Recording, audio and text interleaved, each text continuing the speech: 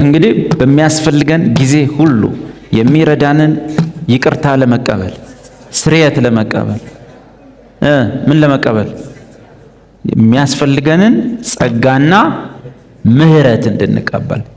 ሁለቱም ምንድን ናቸው? ለበደልኩት በደል ስርየት ናቸው ወይስ ከበደልኩበት በደል መውጣበት? ጸጋና ምህረት ምንድን ናቸው? አቤት መውጣበት አቅም ነው። ስርየት ምን ሆኗል? መጽሐፍ ምን ይላል? ከዚህ በኋላ ለኃጢአት ስርየት የሚቀርብ ምንም መስዋዕት የለም፣ ይህን አንድ ጊዜ ባደረገ ጊዜ ፈጽሞ አድርጓልና የኃጢአትን ስርየት የሰጣቸውን ለዘላለም ቅዱሳን አድርጓቸዋልና። ከዚህ በኋላ ለኃጢአት ስርየት የሚቀርብ መስዋዕት የለም፣ አንዴ የቀደሳቸውን የዘላለም ፍጹማን አድርጓቸዋል። የእሑድ እሑድ ፍጹማን አድርጓቸው፣ የኮንፈረንስ ሰሞን ፍጹማን አድርጓቸው። የመነቃቃት ጊዜ ነው የዘላለም በቃ። አንዳንድ ሰው በመነቃቃት ኮንፈረንስ ላይ የጸደቀ ይመስለዋል። ከዛ የመንቃቃት ጊዜ ይመጣል። ያን ጊዜ ደግሞ ምንድነው ኃጢአተኛ የሆነ ይመስለዋል። እሺ የኔ ጉዳይ በሉ ተፈጸመ፣ የኔ ጉዳይ ቀራንዮ አሜን መስቀሉ ላይ የሚል መዝሙር አለ አይደለ? የስ ምን ብሏል? ተፈጸመ። ስለዚህ የመጀመሪያው ፍርድ በምኖች ላይ ተፈጽሟል? በአማኞች ኃጢአት ላይ የዛሬ 2000 ዓመት ፍርዱን የተቀበለው ኢየሱስ ክርስቶስ። የፍርዱ ምክንያት የአማኙ የዕድሜ ዘመን ኃጢአት። የፍርዱ ውጤቱ ምን ሆነ? ውጤቱ አቤት ለኢየሱስ ሞት፣ ለኛ ጽድቅና የዘላለም ሕይወት። ኢየሱስ ሞቷል እና ምን ይሁን? ኢየሱስ ሞተ። ሞተ የኔ ጌታ። ሰቀሉት ጨካኞች። ውይ ነው እንደዛ ነው። ጨካኞች ስለሆኑ እሱ አቅመ ቢስ ሆኖ ነው እንደዛ ነው። ይሄ ይሁዳ አሳልፎ ሰጥቶት ይሁዳን ባገኘው እኔ በመስቀል በመቋሚያ ነበር መቀጠቀጥ። ለይሁዳ ወልዱ ወውሉደ ውሉዴ ደምሰስ ብዬ ቀጠቀጠው ነበር ነው። ይሁዳ አሳልፎ ስለሰጠው ነው። እነ ጴጥሮስ ጥለውት ስለሄዱ ነው። እነ ጲላጦስ በርትተው ነው። ኢየሱስ ምስኪንና አቅመ ቢስ ወገን ደራሽ ያጣ ሆኖ ነው። ምን ነው ትላንት አባቴ ብቻዬን አይተውኝም ሲል አልነበር? አሁን ምን ነው እንደዚህ ሆነ? ለጌጥ ነው ወይስ በየዓመቱ ስቅለት ብለን ዶሮ እንድንበላ ትንሣኤ ብለን ቃሪቦ እንድንጠጣ ነው? እሺ የኔው ጉዳይ ነው በሉ። ጣጣ ያልቋል በሉ። ጦሴ ያልቋል በሉ። ኢየሱስ ወስዶታል። ስለዚህ ውጤት ምን ሆነ? ለሱ ሞት ለኔ ጽድቅና የዘላለም ሕይወቴን ሲወስድ ሕይወቱን ሰጠኝ። እሺ ሕይወቱ በሉ። የሰጠኝ ሕይወት በሉ። የሱ ሕይወት በሉ። የማይጠፋ ሕይወት ነው። ባጭሩ በሉ ኢየሱስ አይጠፋም። ስለዚህ በሉ የተቀበልኩት የሱን ሕይወት ነው። ከሱ የተነሳ አልጠፋም በሉ። አንዳንድ ሰው የሆነ እግዚአብሔር የዘላለምን ሕይወት ሰጠው ሲባል የሆነ ድቡልቡል ነገር የሰጠው ይመስላል። የሆነ ሕይወት የሚባል ድቡልቡል ነገር በኢየሱስ አምናል እንኳን ሕይወት እንዳይጠፋ እሺ ያዘው በደ እንዳይወድቅ ያዙ። እሺ እንዴት ነው የማይወድቀው? ቸርች ይዘሆን እንዳይጠፋ አስራት ይከፋል። ጸባይ እንዳይወድቅ እሺ ወይኔ ሊወድቅ ነው። አይዞ እኔ ጸልይልሃለሁ። እንደሱ አይደለም የተሰጠን። የሆነ ድቡልቡልዬ ነገር አይደለም የተሰጠን። ራሱ ማን ነው? አቤት ኢየሱስ ነው። ኢየሱስ አይጠፋም በሉ። እንደዚህ ብሏል እሱ እኔ ከሰማይ የወረድኩ ሕይወት እንጀራ ነኝ፣ የሚያምንብኝ ከእኔ የተነሳ ለዘላለም አይጠፋም። ከእኔ የተነሳ አይደለም። እንግዲህ ለማስረዳት አሁንም ልደጋግም ምሳሌ እንዲረዳን ማለት ነው። በፊትም አውርቼዋለሁ። ኢየሱስ እንዲህ አለ፣ እኔ ከሰማይ የወረድኩ የሕይወት እንጀራ ነኝ አለ አይደል? እናግዛቸው ወንድሞችን። እቺን ምሳሌ አውቃታለሁ የምትሉ እሺ፣ ኢየሱስ የሕይወት እንጀራ ነኝ ብሏል። ምን ማለት ነው ሕይወት እንጀራ? ከሰማይ የወረድኩ ሕይወት እንጀራ ነኝ ምን ማለት ነው? ሕይወት እንጀራ አንዳንድ ክርስቲያኖች ቤት ግድግዳቸው ላይ ሁሉ አለ ወይ በጄሶ ተጽፋ ወይ ደግሞ ኢየሱስ እንዲህ ብሎ ከስር እኔ ሕይወት እንጀራ ነኝ ይላል። ግን እዛ ቤት ለቅሷል። እዚህ ምን ድን አይመስልኝም፣ ምን ድን አይመስልኝ።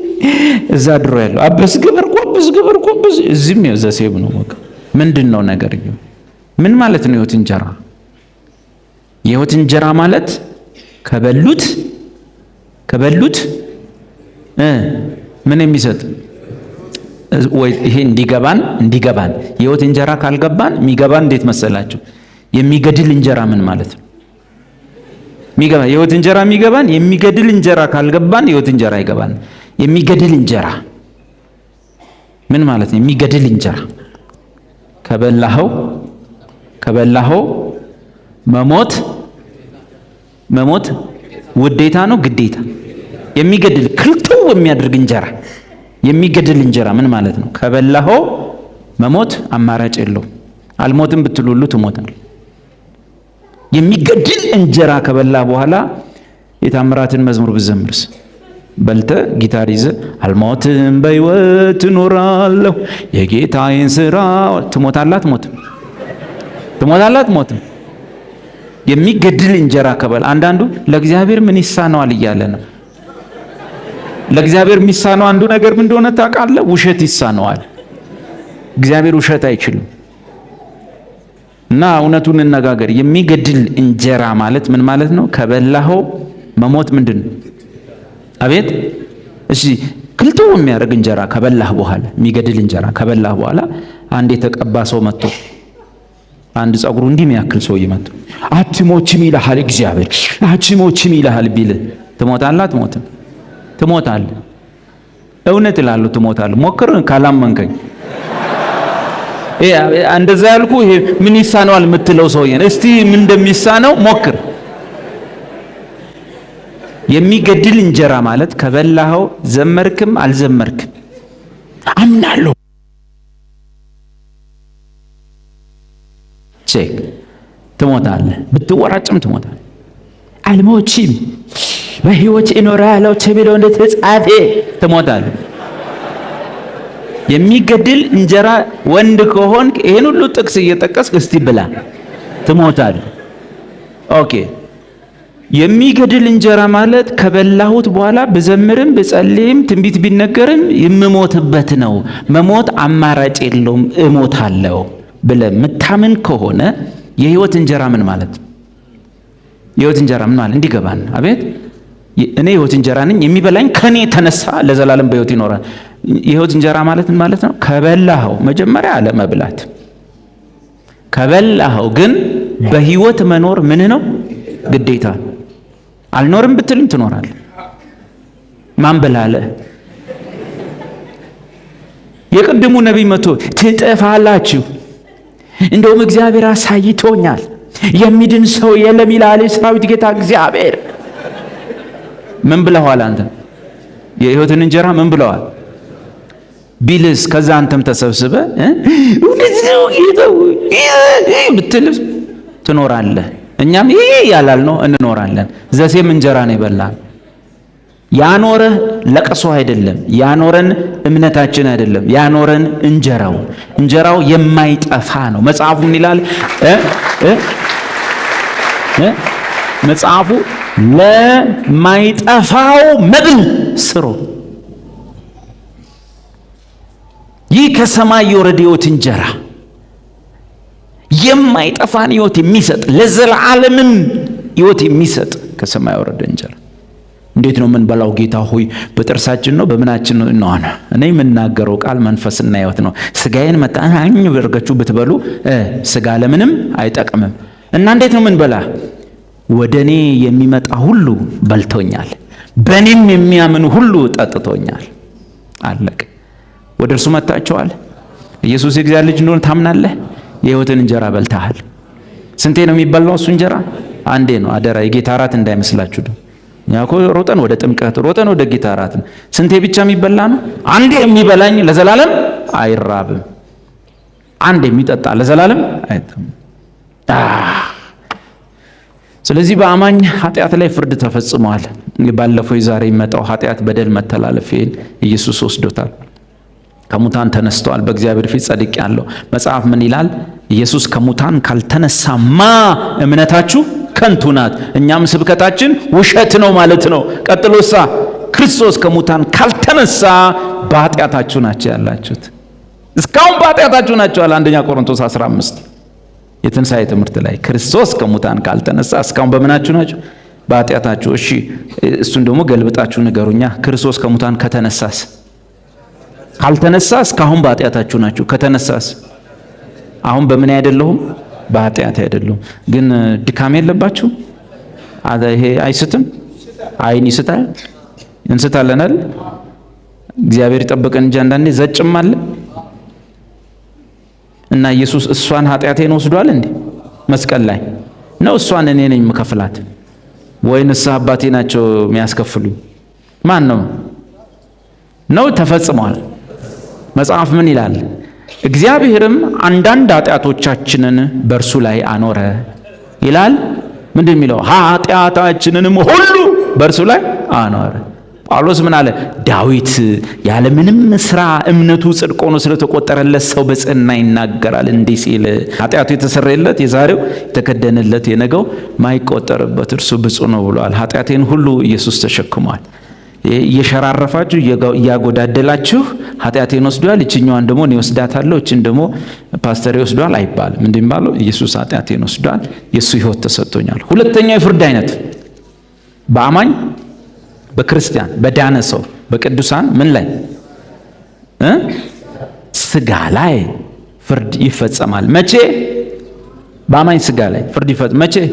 አማኙ በእድሜ ዘመን ባለበት ዘመን ሁሉ እስክንሞት ወደ ጌታ እስክንሄድ ወይ እስክንነጠቅ ባለው ጊዜ ውስጥ ሁሉ እዚህ ምድር ስንኖር አማኞች በምናችን እንቀጣለን? አቤት! በስጋችን ላይ ፍርድ ወይም ቅጣት ወይም ተግሳጽ አለ። ቁጣ ነው ያለው። ቅጣት ቁጣ ለምንድን ነው? ቁጣ በምንድን የሚመጣው? ሰው እዛ ዳንኪራ ቤት ሲደንስ ነው ወይስ ምንድን? ቁጣ ኢየሱስ ክርስቶስን ባለማመን የሚገለጥ ነው። መቼ ነው ቁጣ የሚገለጠው? ሰሞኑን ነው ወይስ ይከማቻል? ቁጣውን በራሳቸው ላይ ያከማቻሉ ተብሎ ቁጣ ወደፊት የሚገለጥ ነው። እሱም በምን ምክንያት ነው? ኢየሱስ የእግዚአብሔር ልጅ እንደሆነ ባለማመናቸው ምክንያት በዚህ ዓለም ላይ መጣ። የእግዚአብሔር ልጆችስ ዝም ይባላሉ? የእግዚአብሔር ልጆች ቀስ ብሎ አስቴር አወቀን ማዳመጥ ሲጀምር ዝም ይባላል? የእግዚአብሔር ልጆች ሁላችንም እንስታለን። ግን በምን ምክንያት ነው የምንቀጣው? እሱን እናየዋለን።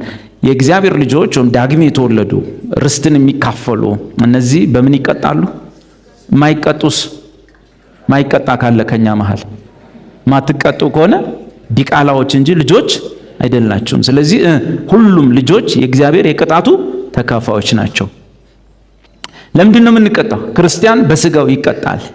ለምንድን ነው የምንቀጣው? ምክንያት መስፈሪያዎቹ እነዚህ ናቸው። ምክንያት በድካማችን ነው። ሁላችንም እንደክማለን። ዛሬም ደክመናል፣ በቀደምም ደክመን ነበር። ደክሞም ያደክምም ሰፈር አለን፣ ደክሞም ያደክምም የሥራ ባልደረባ አለን። እንደክማለን። ይሄ ያመልጣል፣ ይሄ ያመልጣል፣ ይሄ ያመልጣል። ሁለቱንም ስትይዘው አፌንም አይኔንም ስትል ይሄዳል አይሄድም? ይሄዳል። በጣም አንቴናው ሩቅ ነው የሚሄድ፣ ያመልጣል። አንዳንዴ ትገስጸዋለህ፣ በኢየሱስ ስም በኢየሱስ ስም ወጋው ትላለህ፣ ግን ይሄዳል። አሁን እውነት ውሸት? ታዲያ ይሄኛው በስጋ ክርስቲያን የሚቀጣው ምን ሲሆን? አቤት! ሁሉም እንደክማለን። የክርስቲያኖችን ኃጢአት ሐዋርያው ስንት አይነት አረገው? ሐዋርያው ጳውሎስ የክርስቲያኖችን የዳኑ ሰዎችን ኃጢአት ምን አረገው? ለሁለት ከፈለው። ምን ብሎ? ብዙዎቻችንን የሚመለከተው ኃጢአት ምን አይነት ነው? ቶሎ የሚከበንን ኃጢአት። ኦኬ፣ ብዙዎቻችንን ኃጢአት ምን ያደርገናል? የሚከበን ይከበናል። ጢሞቴዎስ ላይ ደግሞ ምን ይለናል? የሚከታተለን ነው፣ ይከተለናል። ማንም ከዚህ ማምለጥ አይችልም። ከጳጳሱ እስከ ወፍጮ ፈጭታዋ ከሚከታተል ኃጢአት ማምለጥ አይቻልም። ሁሌ እንደተከበብን በዙሪያችን ያለው ዓለም ወፍጮ ቤት ውስጥ ነን። ዱቄቱ ይነካናል። እዚህ አካባቢ ዱቄቱ፣ እዚህ ቅንድብ ላይ ዱቄት አይጠፋውም። ወፍጮ ቤት የገባው እውነት ውሸት? ተጠንቅቀን የወፍጮ ቤቱ ጥግ ላይ ብንቆምም ቢያንስ ያስነጥሰናል። እውነት ውሸት? ተናግሮ አናጋሪ አለ። ስንት ሰው አለ። በቃ አንዳንድ ጴንጤ ክርስቲያን ሲሆን በቃ ሁለተኛ ላለመሳሳት ይሞክርና የተሳሳተ ቀን ወዮ ጠፋው ነው የሚለው። ወፍጮ ቤት ውስጥ ነን። ኢየሱስ ምን አለ? አባቴ ከዚህ ዓለም እንዳይወጡ ጸልያለሁ። ገዳም እንዳንገባ ነው። አይ እኔ ምንም በቃላ ለመሳሳት ጫካ ልግባ እንዳትል ኢየሱስ አባቴ ከዚህ ዓለም እንዳይወጡ ዮሐንስ ምዕራፍ 17 ከዓለም እንዲወጡ አልፈልግም። ጭራሽ ሰብሰብ አድርጎ እንደውም ወደ ዓለም ሁሉ ሂደዋል። ዓለማውያንንስ እንዴት እናርጋቸው? ሰካራም ምናምን ናቸው እኮ አንደኛ ቆሮንቶስ። ዓለማዊ ከሆነ ሰካራም፣ ሴሰኛ፣ ገንዘብን የሚመኝ ወዘተ ወዘተ እንድትርቁ አላልኩም። ጳውሎስ ጴንጤ አይደለም ባይዘ ወይ ጳውሎስ ሐዋርያ ነው።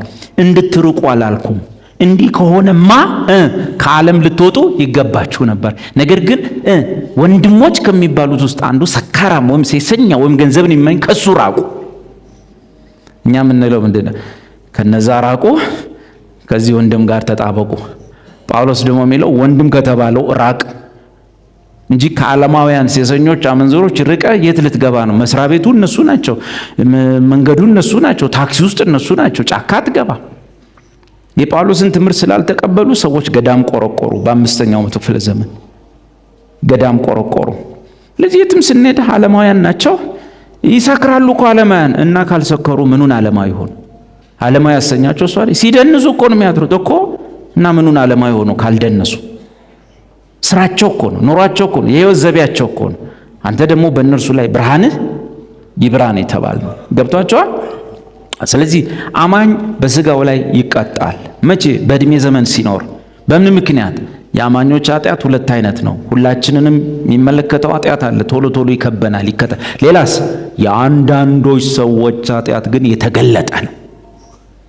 ከነሱ አልፎ ፓብሊክ የሆነ ከሊቀ ካህናት ከንስሐ አባቱ ከኢየሱስና ከደካማው ክርስቲያን አልፎ የመንደር ነገር ይሆናል፣ የሰፈር ነገር፣ የአገር ጉዳይ ይሆናል። ስለዚህ ያን ጊዜ አባት የሚወደውን ልጁን አባት ምን የሚለውን የሚወደውን ልጁን ምን ያደርገዋል? ይቀጣዋል። ምሳሌ አይተናል አይደል? አንደኛ ቆሮንቶስ 5 አንደኛ ቆሮንቶስ 11 ምን ይላል? ወደፊት ከማያምነው ዓለም ጋር ስለማንኮነን አሁን በጌታ እንገሰጻለን። ምዕራፍ 5 ላይ ወንድማችን ምን አረገ? ረጉድ ረጉድ ረጉድ አለ። የተገለጠ ኃጢአት በአደባባይ በሰፈር የታወቀ ምን? የእንጀራ እናቱን ያገባ የአባቱን ሚስት ቀምቶ አገባ። ስለዚህ ረጉድ ይሄ ሰውዬ በምኑ ይቀጣ? ጳውሎስ ምን አለ? በስጋው እንዲቀጣ ፍርዴ ነው። ለምን? በጌታ በኢየሱስ ቀን መንፈሱ ትድን ዘንድ። አሁንስ በስጋው መቀጣት አለበት፣ ተቀጣ። ምዕራፍ 11 ላይ ያሉት ሰዎች የጌታ እራትን ወይም እንጀራውን መቁረስ ጊዜ መጥተው ቸርች ውስጥ ስርዓት አጡ። የጌታ እራት እዚህ ቁጭ ብላ ወይን ጠጁን አንስተው ጠጥተው መስከር ጀመሩ። ጳውሎስ ምን አላቸው? ስለዚህ ከእናንተ መካከል በመንፈሳዊ ሕይወት የደከሙ ቀጥሎስ የታመሙ እና ቀጥሎስ ያንቀላፉ ሰዎች ብዙ አሉ፣ የሞቱም አሉ። ያው ክርስቲያን ስለሆነ የተወለደ ስለሆነ አንቀላፋ ነው የሚባለው። በፊተኛው ትንሣኤ የሚነሳ ሁሉ አንቀላፋ ይባላል። ስለዚህ አንቀላፍተዋል፣ የፊተኛው ትንሣኤ አባላት ናቸው። ስለዚህ በእናንተ ዘንድ ምን ይሆናሉ? የደከሙ የታመሙ ብዙዎች አሉ። አያሌዎችም ምን ብለዋል? አንቀላፍ። ክርስቲያን በምኑ ይቀጣል? በስጋ። ስለዚህ መጨረሻ ሰዓት ላይ ጸባይ ሳሳምር ነው ምድነው ብለህ እንዳታስብ። ድነሃል። ኦልሬዲ የኃጢአትን ስርየት ተቀብላል። ከዚህ በኋላ ልትጠፋም አትችልም። ማትጠፋው ወይ ማትጠፋም ምልህ አንተ ተማምኛ አይደለም፣ የበላኸው እንጀራ የማይጠፋ ህይወት ስለሆነ ክርስቲያን ከዳነ በኋላ ባጭሩ አይጠፋም። በድካሙ ምክንያት የጠፋም የለም፣ ወደፊትም አይጠፋም። መስዋዕቱ ትልቅ ነው። ኤኒዌይ ግን አንዳንድ ሰው ምን ያስባል መሰለ? አይ ክርስቲያን በደከመ ሰዓት ይቅር በለኝ ካላለ ሲኦል ይገባል። ይቅር በለኝ ሲል ገነት ይገባል። አሁንም ሲሳሳት ጌታ ሆይ ይቅር በለኝ ሲል ገነት፣ ይቅር በለኝ ሳይል ትን ብሎት ቢሞት ሲኦል። ስለዚህ ምን ያደርጋሉ ሰዎች? ዋናው ይሉሃል መጨረሻው ላይ ጸባይ ማሳመር ልትሞት ስትል ኖ ኖ ኖ ድነሃል። አሁን ድነሃል። ልጁ ያለው ምን አለው? ህይወት ይኖረዋል። አሜን። ልጁ ያለው ህይወት ይኖረዋል። ልጁ ያለው ህይወት አለው። በክርስቶስ ኢየሱስ ላሉት መቼ? አሁን ኩነኔ የለባቸውም። የመዳን ቀን ወደፊት ነው። የመዳን ቀን አሁን ነው። ኦኬ። መጽሐፍ ቅዱስ ምን ይላል? የዘላለም ህይወት አሁን እንዳላችሁ ታውቁ ዘንድ በእግዚአብሔር ልጅ ስም ለምታምኑ እጽፍላችኋለሁ። ኦኬ፣ አሁን ያለን ጥሩ ነው። ስለዚህ አለ። አሁን ግን መጥፎ ትምህርት ያስተምሯል፣ ጠማማ ትምህርት። የነዛ እኔ የወጣሁበት ሃይማኖት ተጽዕኖ በጣም ነው ማቀው። ከነቁመቱ ቸርች ውስጥ ሲመጣ አውቀዋለሁ። ከዛ ብዙ ስላልተጠቀማቸው እዛ ውስጡ ስላልነበራችሁ ላታውቁ ትችላለህ። ኮት አድርጎ ሲመጣ አውቀዋለሁ። ጋቢውን አውልቆ ነጠላውን አውልቆ ቆቡን አውልቆ ትምህርቱ ነው የምልህ። እዚህ ኮት አድርጎ ፈርዞ ሲመጣ አውቀዋለሁ። አንዱ ትምህርት ምንድነው? ምትድነው መጨረሻ ሰዓት ላይ ጥሩ ጸባይኛ ኮንክ ነው። ንስሐ ቶሎ ቄሱ ጋር ሄደ። እዚህ ደግሞ ጌታ ካል ኖ የኃጢአት ስርየት ተፈጽሟል፣ ድነሃል፣ የዘላለም ሕይወት አለ። ስለዚህ ባለቀ ሰዓት ላይ ጸባይ በማሳመር አይደለም። ከዛ ጠማማ ትምህርት የተነሳ ሰዎች ምን ይሆናሉ? በተለይ ወጣቶች ምንድን የሚሆኑት? አይ ወጣት ነኝ ትንሽ እዚች ጋር ሄጄ ልደንስ ደነስ አድርግና ዋናው መቼ ነው ጸባይ ማስተካከል? መጨረሻ ላይ ነው ይለዋል። ከዛ በኋላ ደነስ እልና እመለሳለሁ ይላል። የሆነ ወይ ሲያመው ወይ ጤናው ሲስተዋጎል ወደ ቸርች ይመጣል። ምክንያቱም መጨረሻ ሰዓት ላይ ነው ዋናው ጸባይ ማሳመር ብለውታል። ኧረ ወንድሜ ባንተ ጸባይ አይደለም። ኢየሱስ የኃጢአትን ስርየት ዘግቷል። ምን እንዳለበት አውቃለህ። መጨረሻው ላይ ነው ዋናው እያልክ ሄደ። እንደዛ በወንክ ቁጥር በምንህ ላይ ቅጣት አለ። አቤት ትቀጣለህ። ይኸው እንደዚህ ያለ አንዳንዶች ታማዋል፣ አያሌዎች አንቀላፍተዋል። በስጋ ላይ ቅጣት ይፈጸማል። መቼ? በእድሜ ዘመን ሁሉ። ለምን እንደሚቀጣን ሊጎዳን፣ እግዚአብሔር ሊጎዳን ስለሚጠላን ነው። ስለሚወደን አባት የሚወደውን ልጁን ይቀጣዋል፣ የሚቀበለውንም ልጁን ይገርፈዋል። ለምን? ውጤት የቅጣቱ አንድ ክርስቲያን ሲቀጣ ውጤቱ ምንድን ነው? ለጉዳት ለጥቅም። ዕብራውያን መጽሐፍ እነዚህን ስላጠናናቸው ጥቅሶቹን እያወጣን እኔ በፍጥነት ሊድ ብዬ ነው። መጽሐፉን ይላል በስጋ የቀጡን የስጋ አባቶቻችን ለጥቂት ጊዜ መልካም መስሎ እንደታያቸው ይቀጡን ነበር። እርሱ ግን ከቅድስና ወይም ከሕይወቱ እንድንካፈል ለጥቅማችን ይቀጣናል። ለምናችን? አቤት ለጥቅማችን። ክርስቲያን የሚቀጣው ለምንድን ነው? አቤት ለጥቅሙ ነው። ሶስተኛው የፍርድ አይነት በአማኝ መልካም ስራ ላይ እንዴ ደካማ ብቻ እኮ አይደለንም፣ መልካም ስራዎችም አሉን። እንደየአቅማችን በቸርች ውስጥ ደፋ ቀና እንላለን። እንደየአቅማችን ኢየሱስ ያድናል ብለን ሰፈር ውስጥ እናወራለን። የኢየሱስ እንደሆንን ሰፈር ያውቃል። በኢየሱስ ምክንያት መገለል አለ፣ መገፋት አለ። እቺ ሳትቆጠርም ወይ? ለመዳን ባትሆንስ ለሽልማት አትሆንም ወይ? ሶስተኛው የፍርድ አይነት በምናችን ላይ ፍርድ ይፈጸማል።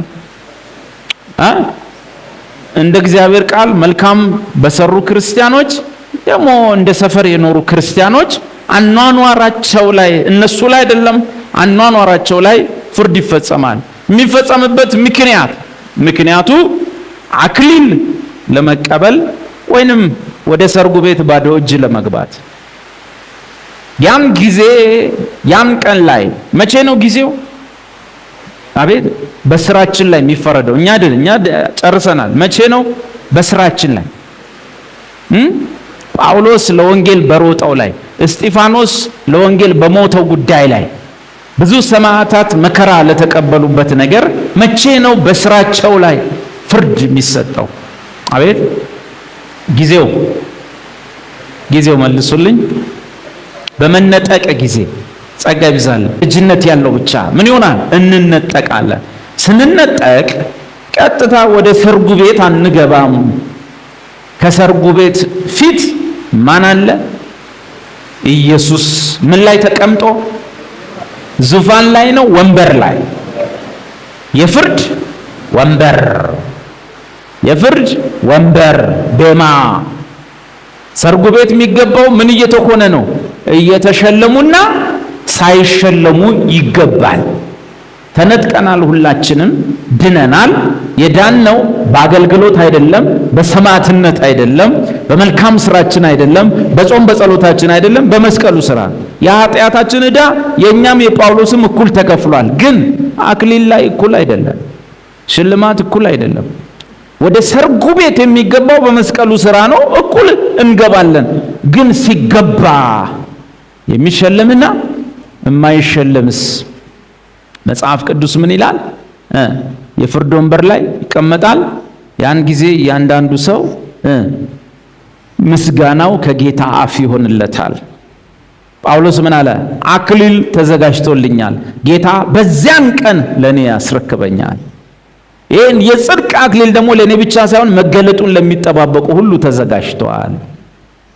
ስለዚህ በመነጠቅ ቀን ላይ በጌታ የፍርድ ወንበር ፊት ምናችን ይፈተናል? ቆሮንቶስ ላይ ምን ይላል? ያን ቀን የሁሉም ስራ አኗኗር ይታያል። በምን ያነጸ? በወርቅ በብር በከበረ ድንጋይ ያነጸ። ሌላኛውስ ክርስቲያን በሳር በአገዳ በእንጨት ኑሮን ያነጸ፣ ሕይወቱን ያነጸ፣ አስተሳሰቡን ያነጸ። ሌላኛውስ በወርቅ በብር በከበረ ድንጋይ። ሁለቱም ተነጥቀዋል። ለምን ተነጠቁ? በመስቀሉ ሥራ የኃጢአት ስርየት አግኝተዋል። ሽልማት ላይ እኩል አይደለም። ያን ቀን ወንበር ላይ ሆኖ ጌታ የእያንዳንዱ ሰው የሕይወት ስርዓት ያያል፣ የኖረበትን አኗኗር። ከዛስ በወርቅ በብር በከበረ ድንጋይ ምንድን ነው እሱ? የእግዚአብሔር ቃል። እንደ እግዚአብሔር ቃል ያሰቡ፣ የተናገሩ፣ የኖሩ፣ የለበሱ፣ የበሉ፣ የጠጡ፣ ያጩ፣ የሰረጉ፣ ያገቡ እንደ እግዚአብሔር ቃል እነሱ ከጌታ ፊት ምን ይሆንላቸዋል? ምስጋና፣ አክሊልን ይቀበላሉ። ሌላስ